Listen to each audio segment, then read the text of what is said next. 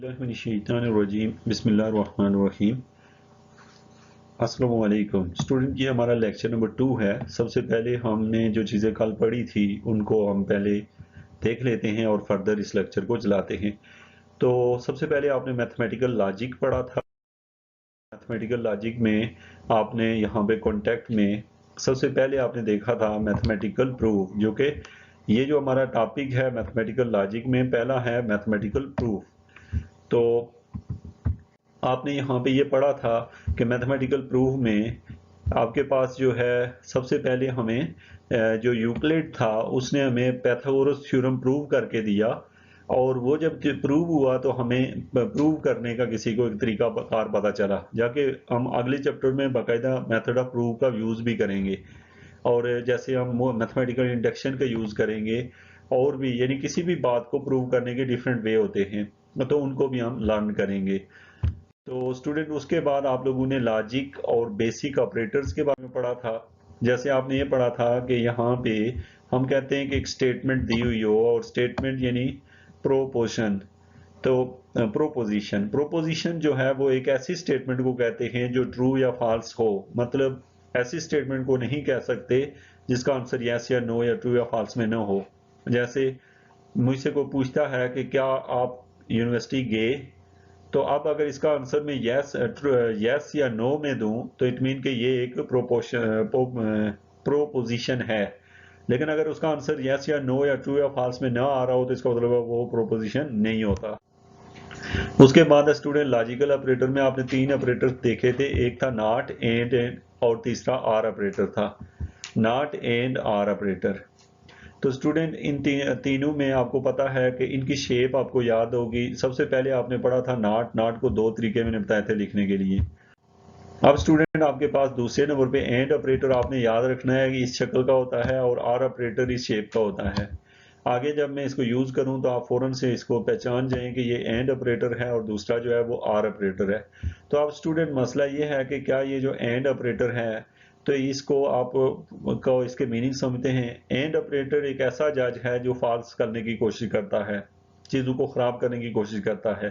जबकि ये वाला जो ऑपरेटर है, ये आर ऑपरेटर, ये चीजों को ट्रू करने की कोशिश करता है। तो ये हमने पढ़ा था। आगे जाके हम इनका यूज भी करें तो आपको फौरन पता हो कि एंड ऑपरेटर कौन सा है और आर ऑपरेटर कौन सा है, दोनों का फंक्शन क्या है। उसके बाद स्टूडेंट हम आए हैं यहाँ पे कंपाउंड स्टेटमेंट पे। अब ये कंपाउंड स्टेटमेंट क्या होती है, यानी कंपाउंड एक पेचीदा स्टेटमेंट है। अभी आप इन लाइनों को समझिएगा। सबसे पहले मैं कह रहा हूँ पी। पी कोई चीज है, कोई एक बंदा है जो क्या कह रहा है, इट इज हार्ट। अच्छा, ये क्या कह रहा है, इट इज हार्ट। तो यहाँ पे कहा गया है, जहां पे आप पी आया करेगा उसका मतलब आप लिया करेंगे कि इट इज हॉट। तो और जो क्यू होगा उसका मतलब लेंगे इट इज सनी। तो ये है कि आपने दो मतलब आपको पता है। अब देखिएगा स्टेटमेंट ऐसे लिखी होगी, आपने आंसर इसमें देना है। मतलब ये स्टेटमेंट आपको जुबानी लिखनी होगी। तो सबसे पहले है लिखा हुआ है इट इज हॉट। तो इट इज हॉट मीन के पी कहा है उसने, क्या कहा है उसने, पी। और दरमियान में लिखा हुआ है एंड सनी। एंड सनी, तो मुझे पता है सनी को मैंने क्यू से शो किया हुआ है, तो मैंने दरमियान में क्या डाल दिया, एंड ऑपरेटर। तो इसका मतलब है कि आप एक स्टेटमेंट जो है कंपाउंड स्टेटमेंट जिसमें दो चीजों को आपस में जोड़ा गया है, आप जोड़ने के काबिल हैं। अब मैं नीचे वाली स्टेटमेंट पढ़ता हूँ, इट इज नॉट हार्ट। तो आपको पता है it is not heart mean not P. तो यहाँ लिखा हुआ है not P, it is not heart. और ये जो दरमियान में लिखी हुई है ये क्या है, ये स्टेटमेंट है बट के लिए यूज की गई है। बट सनी। तो इसी तरीके से आपको पता चला कि इस स्टेटमेंट की जगह बट भी आ सकता है और एंड भी आ सकता है। ये आपको पता हो, दोनों के सेम मीनिंग में आता है।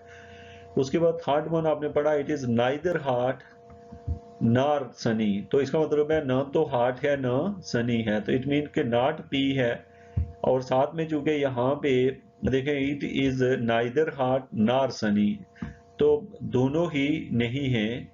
न तो ये हार्ट है और न ही, यानी कि इसमें भी स्टेटमेंट में आपने देखा तो ये जो सिंबल है ये यूज किया गया है जो एंड वाला सिंबल है।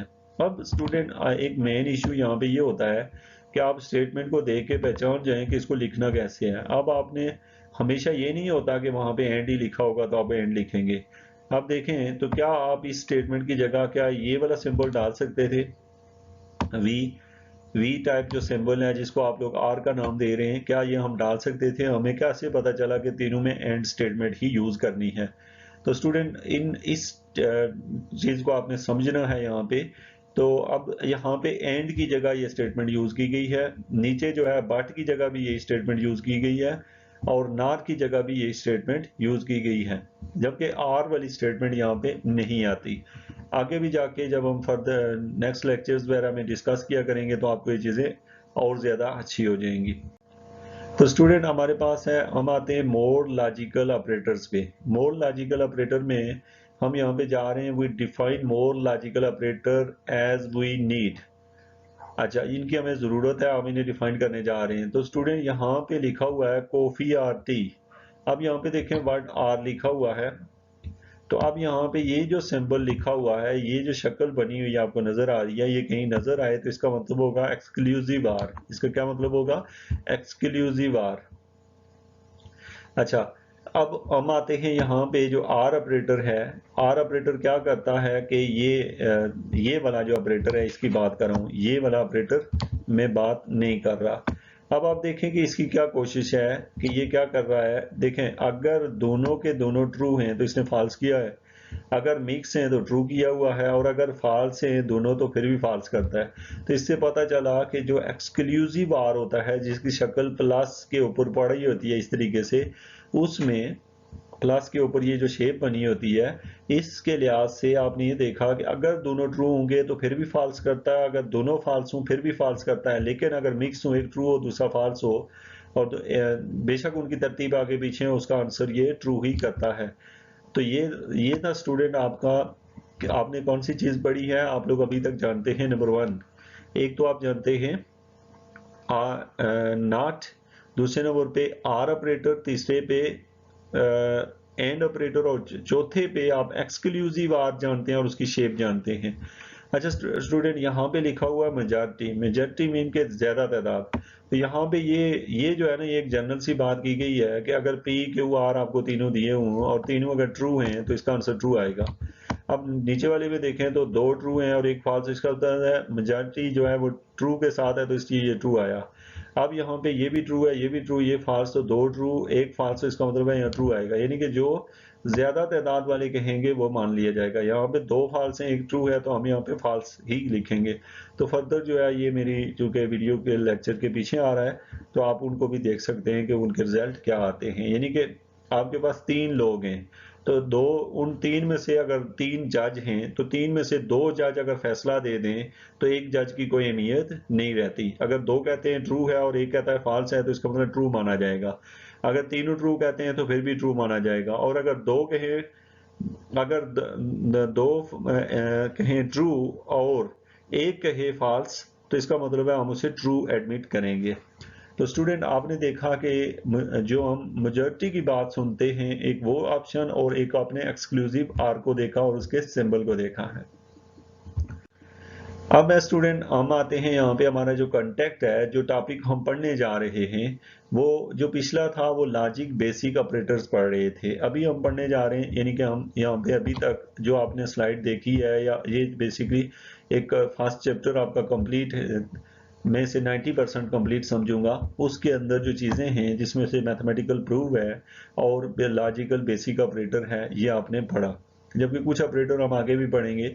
Using simple operator to construct any operator, यानी कि हम ये कह रहे हैं कि हमने सिंपल ऑपरेटर यूज करने हैं और हमने क्या करना है, कोई भी ऑपरेटर बना लेना है। इस बात को हम यहाँ पे देख लेते हैं। तो स्टूडेंट हमारे पास यहाँ पे है फार्मूला फॉर एक्सक्लूसिव आर। अब आप समझें इस बात को कि एक्सक्लूसिव आर की शक्ल तो ये है। अब आपको पता है एक्सक्लूसिव आप करता क्या है, अगर दोनों ट्रू होंगे तो फॉल्स कर देता है, अगर दोनों फॉल्स होंगे फिर भी फॉल्स करता है, और अगर एक ट्रू हो दूसरा फॉल्स, या एक फॉल्स हो दूसरा ट्रू, तो ये ट्रू कर देता है। तो इसकी ये तो एक्सक्लूसिव आर के बारे में आप जानते हैं।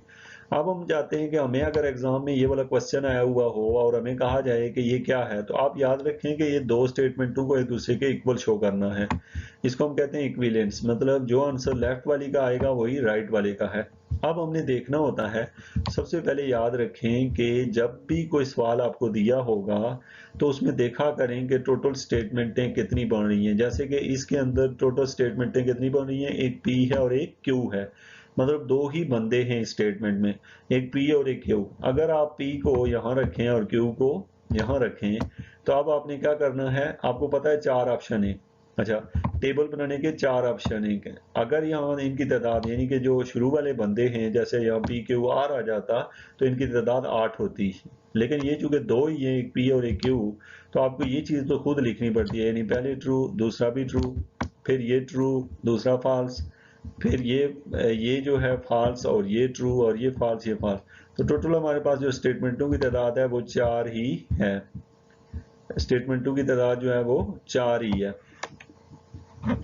अब हम आते हैं यहाँ पे कि P और साथ में ये सिंबल पड़ा हुआ है जिसको हम एक्सक्लूसिव आर क्यू, तो आपको पता है कि अगर दोनों ट्रू होंगे तो फॉल्स कर देगा, और अगर एक भी मिक्स कोई भी हुआ उसे ट्रू करेगा, और अगर दोनों फॉल्स हुए तो फॉल्स करेगा। तो ये एक्सक्लूसिव आर है। अब हमने right hand side student draw करनी है और चेक करना है कि left hand side equal to है राइट हैंड साइड। तो राइट हैंड साइड को निकालने के लिए हमें कितनी चीजें चाहिए, एक पी आर क्यू चाहिए, यानी कि पी आर क्यू, आपको पता है ये सिंबल दरमियान में आर का है, और फिर दूसरे नंबर पे आपको चाहिए पी एंड क्यू, और उसके साथ नॉट चाहिए, तो आपने लिख दिया नॉट पी एंड क्यू। अब बाद में फिर इन दोनों स्टेटमेंटों को इस सिंबल के साथ जोड़ना है, जो कि कौन सा सिंबल है, एंड सिंबल से। अब हम आते हैं स्टूडेंट और इसे देखते हैं कि हमने यहाँ पे क्या करना था या क्या करना है। तो आपने इसे अच्छे तरीके से देखना है ताकि आपको इसमें कोई प्रॉब्लम फेस ना करनी पड़े। तो स्टूडेंट सबसे पहले तो मैं इसे मिटा लेता हूँ जो ऊपर लिखा हुआ है। अब मैं आ रहा हूँ अपने टॉपिक की तरफ और देखते हैं कि ये सबसे पहले देखें स्टूडेंट कि आप करना ये वाला पार्ट हल कर रहे हैं, ये वाला खाना फिल कर रहे हैं। ये जो है ना, ये है पी आर क्यू। याद रखें कि आर की कोशिश होती है ट्रू करना। क्या कोशिश होती है, ट्रू करना।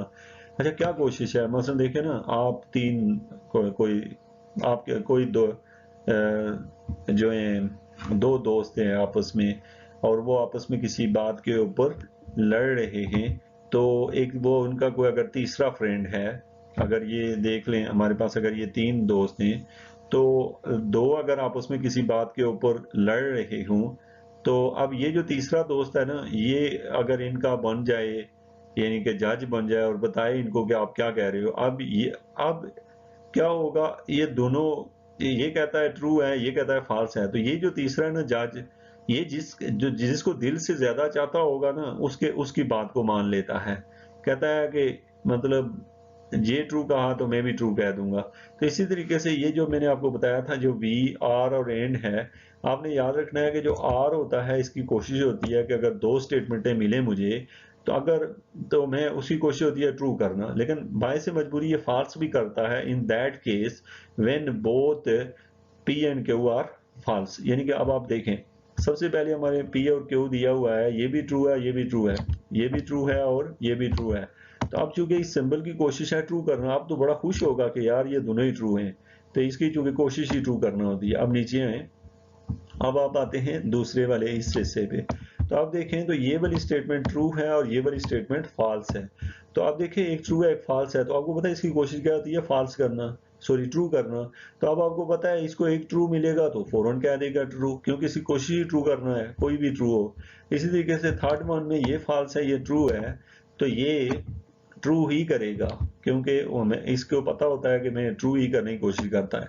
लेकिन जो आखिर वाला है ये भी फॉल्स है, ये भी फॉल्स है, तो इसको तो ट्रू कर नहीं सकता, इसलिए कि क्योंकि वो देखे ना, अगर दोनों चीजें अदालत में किसी के अगेंस्ट आ जाएं, बेशक आप दिल से कुछ और करना चाहते हो, तो फैसला देना मजबूरी होती है। तो समझ लें कि इसने रोते रोते यहाँ पे फाल्स ही किया है इस केस को, क्योंकि मजबूरी होती है, दोनों ही फाल्स से तो फाल्स हो गया। अब स्टूडेंट हमारे पास ऑप्शन नंबर 2 है, जिसमें हमने ये वाला जो नहीं है खाना, ये यानी पी एंड क्यू। अच्छा, याद रखें कि ये इसके ना 3 टेबल आप बना लीजिएगा, तीन मीन के ये जो खाना है ना नॉट वाला बाहर वाला, वो यहाँ पे अगर आप ना डालें ना तो अगले खाने में आप नॉट डाल सकते हैं, लेकिन यहाँ पे चूंकि मैंने डायरेक्ट किया हुआ है, डायरेक्ट मतलब कि पी एंड क्यू भी लिया है और उसको उल्टा कर दिया है। अब देखें इसकी कोशिश क्या है, इस वाले हिस्से की कोशिश है क्या करना, फाल्स करना, क्योंकि एंड की कोशिश होती है फाल्स करना। लेकिन चूंकि पीछे नॉट लगा हुआ है तो अगर फाल्स हुआ तो फिर हम उसे खुद ही ट्रू बना देंगे। अब देखिएगा, चूंकि आप पी और क्यू को देख रहे हैं, किसको देख रहे हैं, पी और क्यू को। अच्छा स्टूडेंट, इसमें कंफ्यूज नहीं होना कि आप किसी कहीं इसको देख रहे हो, क्योंकि यहाँ पे है ही पी और क्यू। तो अब स्टूडेंट आपने करना यह है कि देखें ये पी है, तो अब आप कह रहे हैं कि जो पी है, जो आप यहाँ पे पी दिया हुआ है और दूसरे नंबर पे क्यू है, अब देखिए दोनों ट्रू हैं, लेकिन इसकी कोशिश है फॉल्स करना। अब यहाँ पे दोनों ट्रू हैं और इसकी कोशिश है फॉल्स करना, लेकिन चूंकि दोनों ट्रू हैं तो वो फॉल्स तो नहीं कर सकता, वो ट्रू मजबूरन करेगा। लेकिन असल में यहाँ पे आएगा ट्रू, यानी पी एंड क्यू के लिहाज से ट्रू आएगा, लेकिन पीछे जो नॉट लगा हुआ है वो ट्रू जो है वो फॉल्स बन चुका है। इसीलिए अब नीचे जाएं, अब है ट्रू फॉल्स, तो आपको पता है इसकी कोशिश होती है फॉल्स करना, तो ये फौरन बोलेगा फॉल्स, लेकिन फॉल्स के पीछे नॉट जब लगेगा तो वो ट्रू बन जाएगा।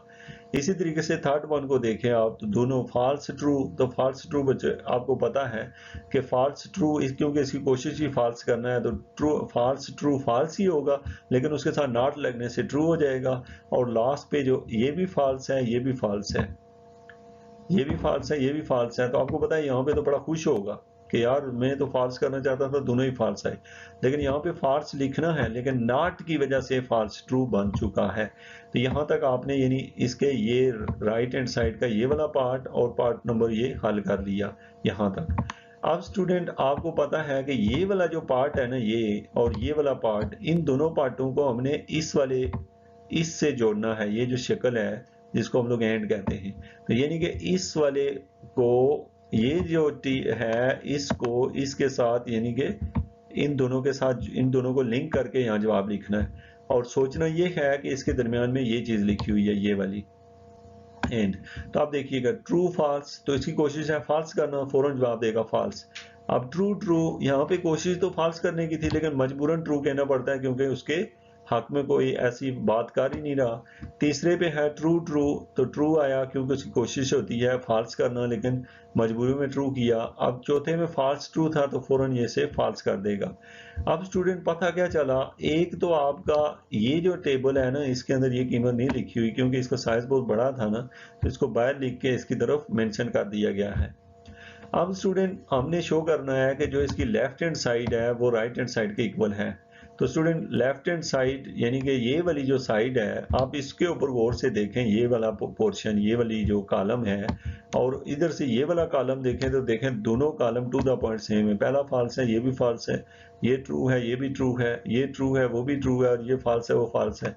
तो देन हमने एक चीज सीखी है इससे कि अब इस तरीके से चीज को हल करें या इससे करें, यानी कि दोनों साइडें एक जैसा आंसर दें, तो इसका मतलब होता है कि कोई एक चीज भी दूसरे के इक्विवेलेंस है। तो आपने यहाँ पे देखा कि चीजें इक्विवेलेंस भी होती हैं, तो ये आपने एक क्वेश्चन देखा और इसका प्रूफ देखा है। अब स्टूडेंट हम आते हैं एक्सक्लूसिव आर को, मजीद आप यहाँ पे देख लें। तो एक्सक्लूसिव आर में हम यहाँ पे कह रहे हैं, is there a more systematic way to construct such a formula. अब आप यहाँ पे देखें तो ये हमें दिया हुआ है, आपको पता है ये भी ट्रू है, ये भी ट्रू है, तो दोनों ट्रू हों तो ये फॉल्स करता है, दोनों फॉल्स हों फिर भी फॉल्स, और मिक्स हों तो ट्रू करता है। आइडिया वन हम देख रहे हैं, लुक्ड एट द ट्रूथ रो। अब जो दोनों ट्रू हैं रो, यानी लुक एट द ट्रू रोज, यानी कि इसके लिहाज से ये भी ट्रू है और ये भी ट्रू है। अच्छा जी, हमने देख लिया। अब हम कहते हैं want the formula to be true exactly when the input belong to a true now. तो वो कहता है कि ये जो चीज है इसको देख के, ये एक्सक्लूसिव आर के लिए आप ऐसा फार्मूला बनाओ जो कि इस तरह के ऑपरेटर से। तो अब इसने देखें फौरन से ये फार्मूला बना लिया है। अब स्टूडेंट ये कैसे बना है यहाँ पे ये फार्मूला, यानी हम देख रहे हैं कि हम कह रहे हैं कि ये वाली चीज हो या ये वाली हो, दोनों के आंसर सेम आएंगे। अब ये चीज जज करना थोड़ा सा शुरू में थोड़ा सा मुश्किल होता है स्टूडेंट के लिए कि ये मैं इसको देख के ये कैसे लिख सकता हूं। तो अब स्टूडेंट हमारे पास है the input is the second row exactly if the sub formula is, यहाँ पे जो स्टेटमेंट है वो मैं देख नहीं सकता अभी। तो स्टूडेंट हमारे पास है कि इस टर्म से, यानी कि दोनों ट्रू थे और ये है ट्रू, यहाँ पे क्या आया है ट्रू, और यहाँ पे क्या है ट्रू। तो इनको देखते हुए हमने क्या किया, ये चीज जो है वो ड्रा की है। इसके ऊपर आप मोर प्रैक्टिस करेंगे जब या आगे जाके मैं क्वेश्चन वगैरह दूंगा तो आपको और ज्यादा बेटर वे से एक दूसरा, और एग्जाम में आपको left hand side right hand side दी हो तो आपने टेबल बनाना है और दोनों को एक दूसरे के इक्विवेलेंस शो करना होता है। मैंने चूंकि आपको कुछ चीज़ें जो हैं वो बुक पे या नोट्स पे लिख के भी दिखानी है, वो नेक्स्ट लेक्चर में ऐसे कुछ लेक्चर में करूंगा ताकि ये हो कि जो आपके पॉइंट आए हों वो आप समझ सकें। इसके बाद स्टूडेंट एक्सक्लूसिव आर के लिहाज से आइडिया नंबर 2 ये है कि हम फिर एक इक्विवेलेंस रिलेशन बनाएं कि यानी कि जो चीज़ इसका आंसर आ रहा है वही आंसर फॉल्स के लिहाज से इसका भी बने।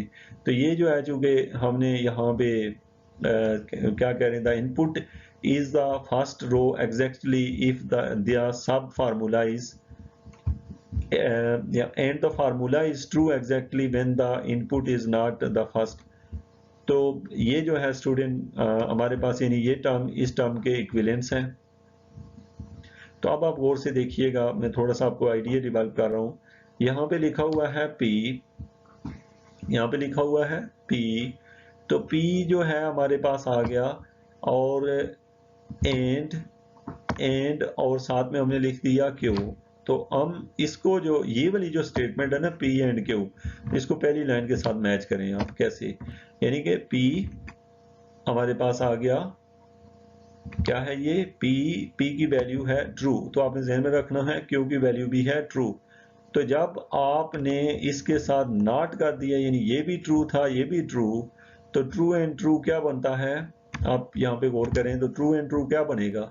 तो आपको पता है एंड के लिहाज से वैसे इसे फॉल्स करने की कोशिश करेगा लेकिन वो फॉल्स होगा नहीं, क्योंकि ये भी ट्रू था ये भी ट्रू, तो यहाँ पे क्या आएगा, इस लाइन में मैं इसके पॉइंट ऑफ व्यू से बात कर रहा हूँ, याद रखें इसके लिहाज से नहीं देख रहा, यानी एक्सक्लूसिव आर को नहीं देख रहा मैं खाली रो नंबर 1 को देख रहा हूँ, यानी इस रो को देख रहा हूँ, ये रो जो मैं ड्रा कर रहा हूँ ये, और साथ में मैं इस रो के लिहाज से 2 सेट बनाऊंगा जिनमें से ये जो पहला वाला रो है ना वो इसको देख के बनी हुई है, और जो दूसरी वाली रो है वो मैंने इसको देख के बनाई हुई है यहाँ पे जो है। अब स्टूडेंट यहाँ पे मुझे पता चला ट्रू, तो मैंने कह दिया P, फिर मुझे पता चला Q, क्या है Q, तो मैंने वो लिख दिया P एंड Q, और साथ में मैंने नॉट इसलिए लिख दिया क्योंकि मुझे यहाँ पे अगर मैं ये नॉट ना लिखता तो P एंड Q को वो ट्रू ही समझ रहा था। तो नॉट लिखने का फायदा ये हुआ कि नॉट लिखने से ये स्टेटमेंट फॉल्स हो जाती है। अब मैं आता हूँ यहाँ से दूसरी साइड पे, यानी कि अब मैंने इसको देखना है, इन तीनों को देख रहा हूँ। तो अब मैं इन तीनों को देखूँ तो ये लिखा हुआ है नॉट पी मीन, क्योंकि मैं P को ट्रू कह चुका हूँ पहले ही, तो नॉट P मीन ये वाला फॉल्स, और नॉट Q मीन ये वाला फॉल्स। तो not P and not Q जब किया तो आंसर बनता है मेरे पास, चूंकि अगर दोनों की दोनों स्टेटमेंट जो है वो फॉल्स हूँ तो ये फॉल्स ही करता है, लेकिन यहाँ पे जो है भाई में भी मिस्टेक है यहाँ पे कि ये नॉट यहाँ पे नहीं आना चाहिए। अब इन स्टेटमेंट को जोड़ के देखना पड़ेगा, मैं इसको खुद वेरीफाई भी कर लूँगा और बाद में आपको किसी लेक्चर में चूँकि जब नोट करके बताऊँगा उसमें एक्सप्लेन भी कर दूंगा। ये 2 स्टेटमेंट हमने इससे दे के बनाई है। उसके बाद है स्टूडेंट हम यहाँ पे देख रहे हैं कि writing logical formula for a truth table. तो ये जो है चूँकि हम ये लेक्चर जो है थोड़ा सा लेंथी हो चुका है, मैं चूँकि इनिशियली लेक्चर है स्टार्ट में आप लोग इतना ज़्यादा कंफ्यूज ना हो और आप थोड़ा सा गो थ्रू हो इन चीज़ों को समझने में, तो फिर जो है आगे जाके आसानी हो जाती है। और चूँकि आप लोग डिस्क्रीट मैथमेटिक्स पढ़ रहे हैं और डिस्क्रीट मैथमेटिक्स में हमेशा जो है हमारे पास जो हम पढ़ रहे होते हैं, एक चैप्टर पढ़ेंगे तो नेक्स्ट चैप्टर बिल्कुल भी इससे मैच नहीं करेगा, वो एक डिफरेंट आइडिया के ऊपर होगा। चूँकि मैंने आपको पहले लेक्चर में बताया था कि डिस्क्रीट मैथमेटिक्स में हम मैथमेटिक्स की डिफरेंट फील्ड में से थोड़े थोड़े पार्ट उठाए होते हैं, इसलिए जब एक चैप्टर पढ़ लेते हैं तो दूसरे चैप्टर के अंदर पहले चैप्टर का कोई रोल नहीं होता। तो इसलिए ये है कि ये आसान भी होता है, क्योंकि स्टूडेंट अगर लेक्चर मिस कर देते हैं किसी सेम टाइप के टॉपिक के तो अगले और सब्जेक्ट में वो आगे चल नहीं सकते। लेकिन इसमें ये होता है कि आप चैप्टर वाइज जो है जब भी कोई नया चैप्टर शुरू करेंगे आप इजीली उसे समझ सकते हैं। तो स्टूडेंट अगर कोई भी क्वेश्चन है तो आप मुझे कमेंट कर सकते हैं। Thank you very much.